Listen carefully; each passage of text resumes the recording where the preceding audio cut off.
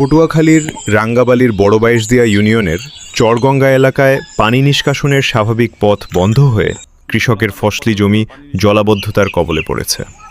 এতে মুগডালসহ বিভিন্ন কৃষিপণ্য পানির নিচে তলিয়ে পচে নষ্ট হচ্ছে। সরেজমিনে দেখা গেছে বিস্তীর্ণ কৃষিজমি জলাশয়ে পরিণত হয়েছে।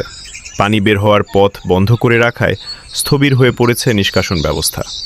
স্থানীয় কৃষকদের অভিযোগ, কিছু প্রভাবশালী ব্যক্তি তাদের স্বার্থে বাঁধ নির্মাণ করেছেন, ফলে বৃষ্টির পানি বের হতে না পেরে স্থায়ী জলাবদ্ধতার সৃষ্টি হয়েছে। দেখেন, আমার ফসল তলাই গেছে, এখন কিছু লোক আটকাই রাখছে। আমার পানি ছাড়তে দেয় না। আমি চাই যে এটা আমার সুন্দরভাবে দেখুন, যাতে আমি পানি ছাড়তে পারি। আমাদের পানি ছাড়তে দেয় না, আমাদের ফসল নষ্ট হয়ে গেছে।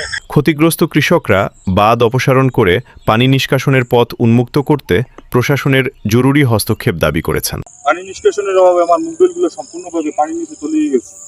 আসলে যারা এই পানিগুলো আটকেই রাখছে, আমি প্রশাসনের দৃষ্টি আকর্ষণ করছি যে যাতে করে যেন তারা যারা ওই পানিগুলো আটকেই রেখেছে তাদের জন্য সঠিক বিচার করা হয়।